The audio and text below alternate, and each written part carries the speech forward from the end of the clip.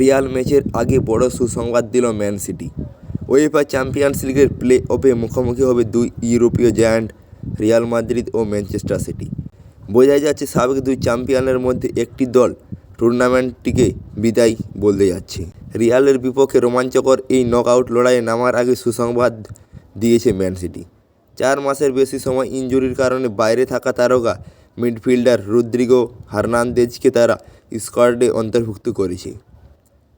সর্বশেষ Ballon d'Or জয়ী এই Spanish midfielder গত বছরের সেপ্টেম্বরে এসিএল ইনজুরিতে পড়েন।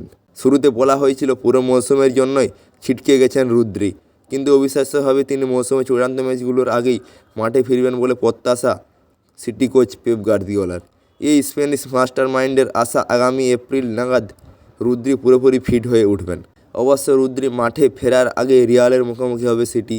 আগামী বুধবার 12 ফেব্রুয়ারি ম্যান সিটির মাঠ ইতিহাদে হবে চ্যাম্পিয়ন্স লিগের প্লে অফের প্রথম লিগ। এরপর 19 ফেব্রুয়ারি দ্বিতীয় লিগ সান্তিয়াগো বার্নাব্যুতে। এবার নতুন ফরম্যাটে হচ্ছে ইউরোপীয় ক্লাবগুলোর সর্বোচ্চ এই প্রতিযোগিতার আসর, যেখানে রিয়াল সিটি সরাসরি শেষ 16 উঠতে পারেনি, সে কারণে তাদের খেলতে হচ্ছে প্লে অফে।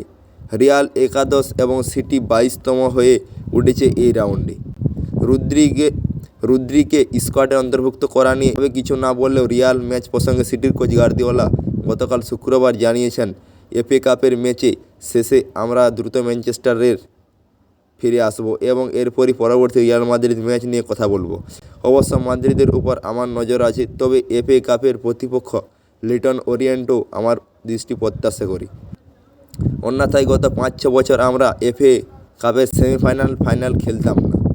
এদিকে সিটি চ্যাম্পিয়ন্স লিগের নকআউটে পর্বের জন্য ঘোষিত পরিবর্তিত দলে রদ্রি ছাড়াও রেখেছে মিশরীয় forward Omar Marmoush, Spanish midfielder Nico Gonzalez ও উজবেকিস্তানের ডিফেন্ডার আবদুকদির খুসানভকে। ইংলিশ চ্যাম্পিয়নরা এই 3 জনকেই জানুয়ারি ট্রান্সফার উইন্ডোতে চুক্তিভুক্ত করেছে। রদ্রিগো না পেলেও এই 3 নতুন সাইনকে নিয়ে রিয়ালকে মোকাবিলা করবে সিটি।